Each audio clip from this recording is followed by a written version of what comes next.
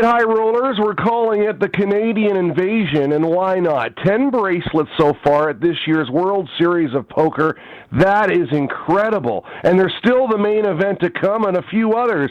Considering Canadians make up 5% of the entries, 10 for, 58 now of the 62 events played? That's an astonishing clip. And our guest today is a big part of it. He calls Victoria home and Omaha his game. Outlasted a tough and talented field of 1,014 runners in event number 20, a $1,500 buy-in. Omaha, high-low, split 8 or better, pockets $277,000 for his efforts. Oh, and that sweet little piece of bling from Jason of Beverly Hills, WSOP Gold. Calen, Big Wheel McNeil is our guest today. Calen, thanks for being a high roller, man. Hey, my pleasure. Hey, listen, congratulations on that amazing run. I mean, it was a tough, stacked field. You outlasted them all. Got to ask you, $277,000 or the bracelet? Which sounds better? Prior to winning the bracelet, I would have said the money, but having been through it and knowing what was on my mind at the time, pretty much the only thing that mattered was the bracelet. I didn't really care about the money. Well, you know, Phil Gordon says there's two type of poker players, right? Those with a bracelet and those without. Can you tell us a bit of your background, Calen? Is poker history important to you? Are you a fan of the game? And if so, obviously the bracelet means everything to poker players. Yeah, I mean, I've been a fan of the game. I've played poker competitively for the last 7 or 8 years. I played it in college.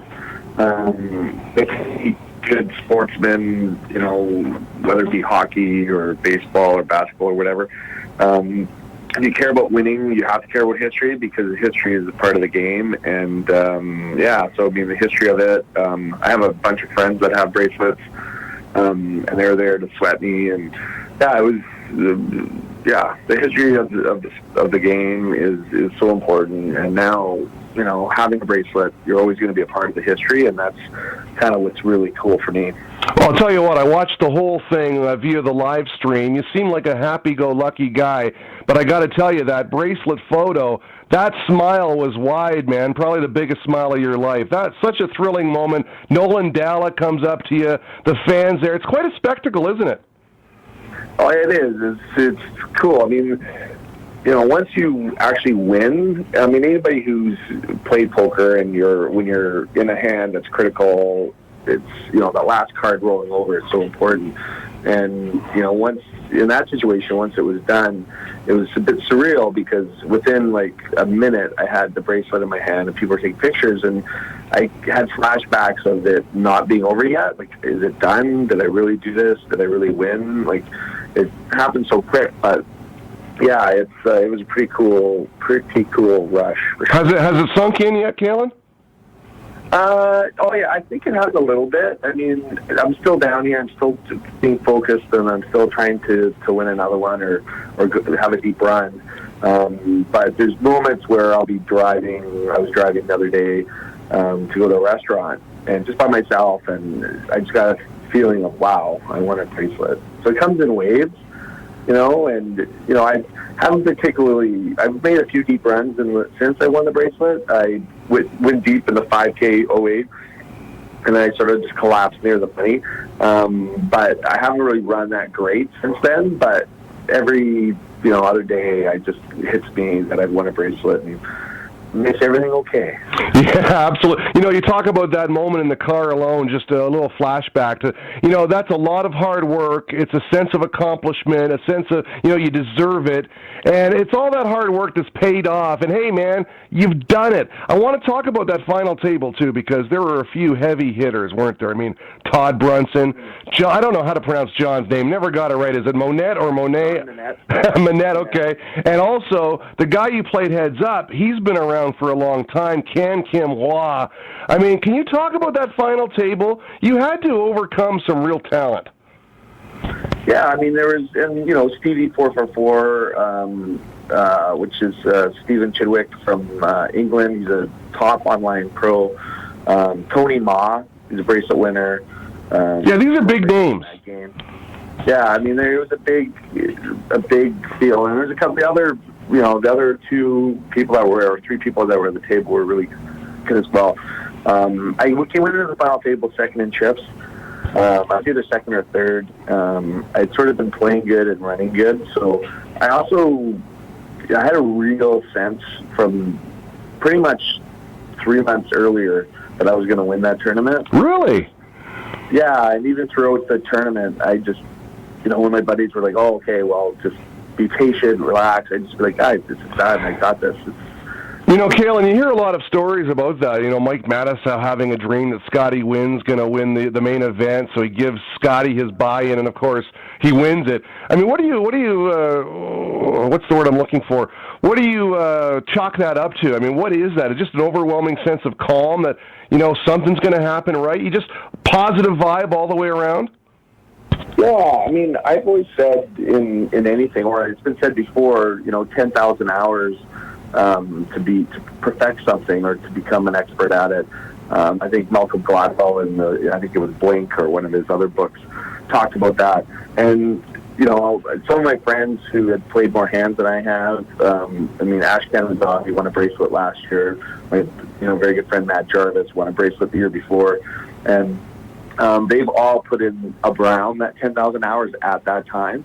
So I was like, I'm getting pretty close to 10,000 hours, and I've been playing good this year. I had a few scores, and I was like, I think this is my year. And when it comes to Omaha 8 or better, I played. Well, now I've played a few more tournaments, but I've probably played only 7 tournaments of that type in my life. Very second one I played, or third one I played of 08 was last summer at the Venetian, and I final tabled that, and I didn't play very well.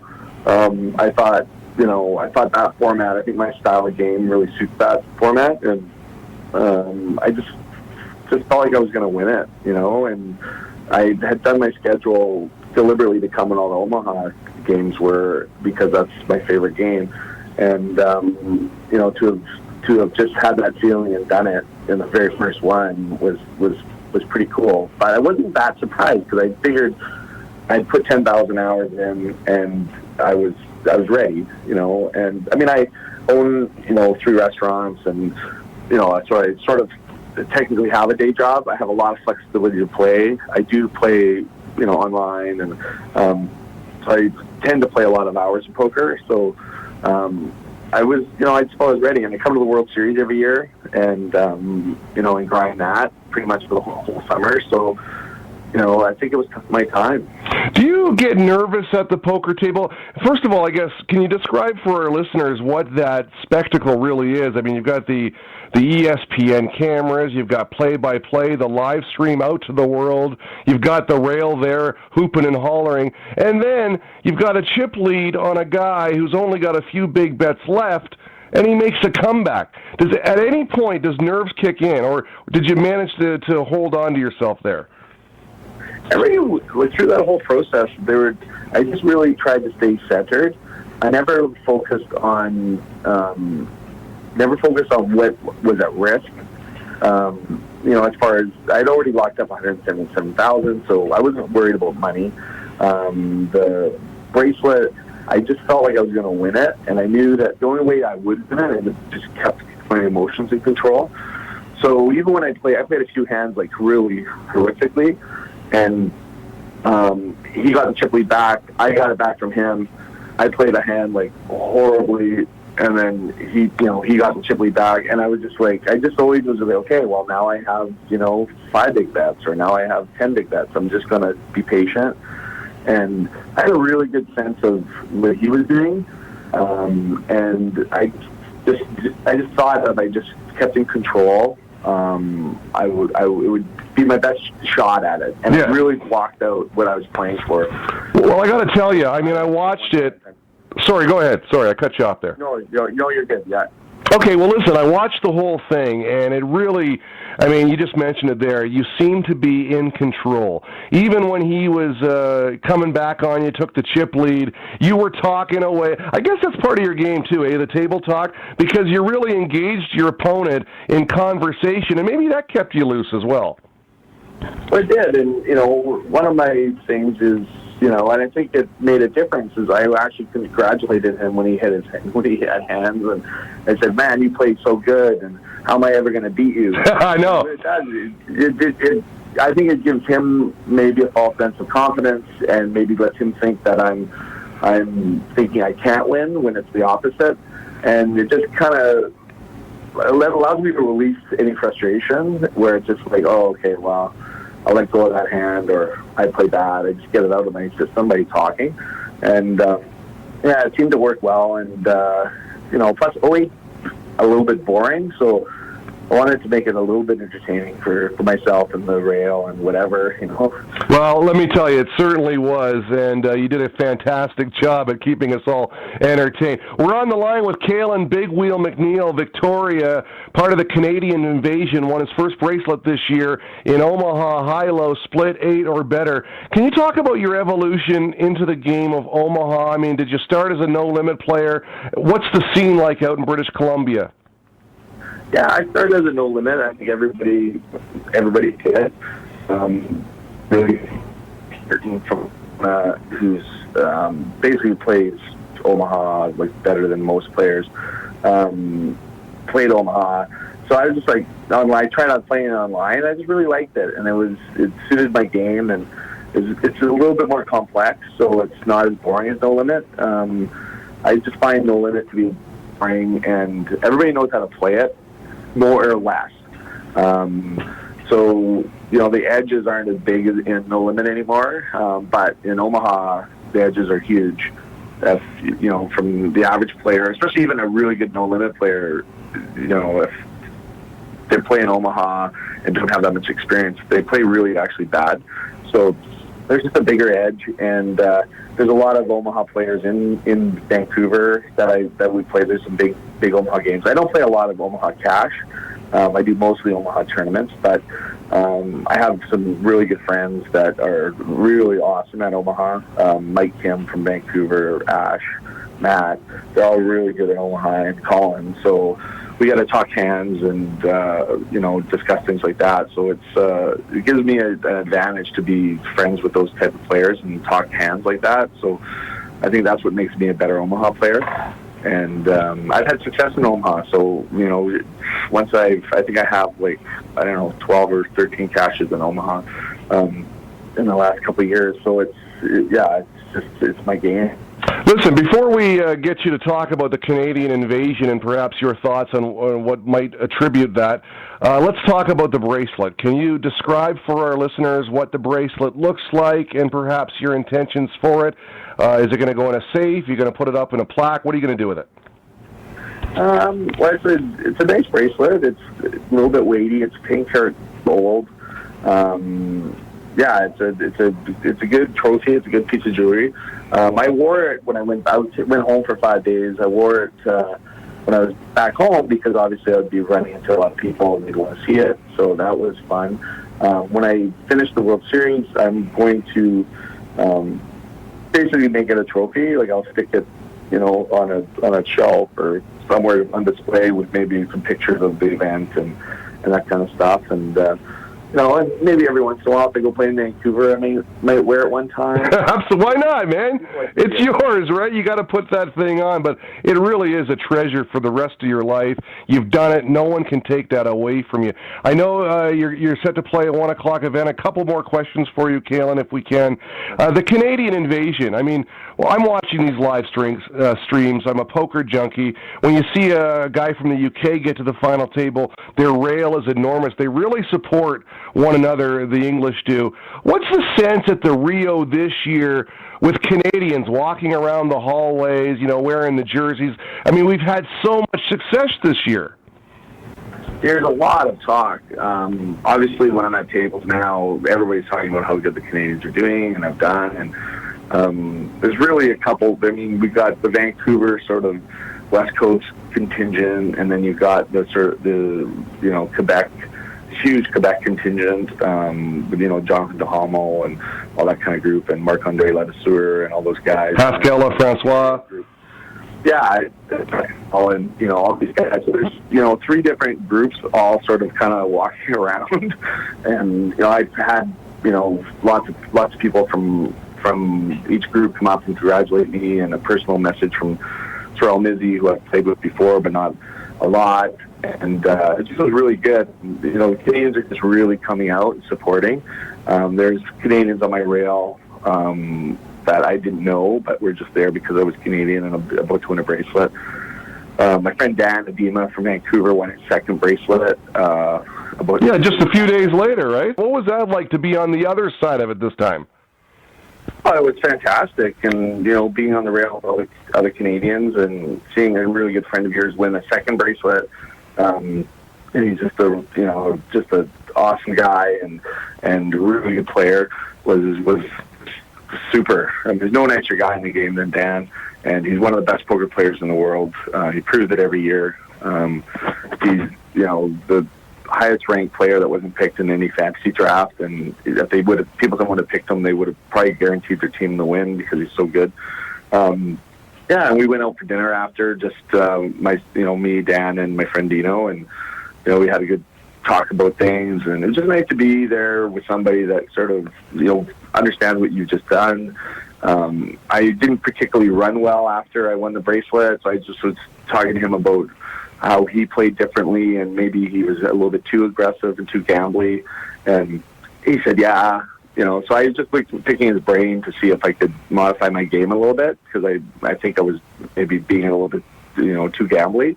So he helped me with that and gave me some advice, and it was just awesome. Like the whole experience of having had the opportunity to be there, be supported by my friend, and then also, having the opportunity to be there and support my friend in doing what he was doing. So it was pretty cool. I got to ask you about the nickname, Big Wheel. How did you get that? It came from a buddy of mine, well, two buddies, my friend Stacy Kuyak and Bill Jones. And we have this men's soccer pickup game every Sunday. We've had it for like the last 12 or 13 years. And early on in that, I'm a fairly big guy. Yeah. I was a striker, so I'd be a forward. And I'm pretty fast for my size, but I tend to once I get moving, I can't really slow down. I did a couple tumbles, and then my friend Stacy shouted out, Big Wheel, McNeil, Big Wheel, keep on rolling. And then Bill Jones laughed really loud and said, Big Wheel, big deal. And then from that moment on, everybody called me Big Wheel. So it works for the game I love. Oh, wait. Oh, absolutely. I was going to ask you. I was going to ask you if there was a poker connection, because it is perfect for the game of Omaha. Last question, Calen, we'll let you go. The main event is about to start. You've got a strategy. How do you approach the main event? How do you think you're going to do this year? I think I had two feelings. One in the 08 tournament, and the other one was a feeling about the main event. So I think I'm going to do well in the main event. I'm basically just going to let the game come to me. I pretty much know how to play, so I'm just hoping that I'll get a good table draw as key, and just grind it out and be prepared to play 3, 4, 5, 6 days. And just have that in your head, and every day just play one hand at a time, and then just make it to the end of the day each day. And that's pretty much, you don't need to worry about your stack size, you don't need to worry about what other people are doing. You just focus on your hand, your game, and you should just be able to tick through these big field tournaments. Well, listen, we wish you all the best in the main event. It's been a great summer for you already. Calen, Big Wheel, McNeil, a bracelet winner in the $1,500 buy-in Omaha High-Low Split 8 or better, event number 20. He's got that jewelry forever, folks. Calen, thanks for your time, and good luck in the main event, man. Hey, thanks, Derek. Appreciate your time, and thanks to your listeners as well.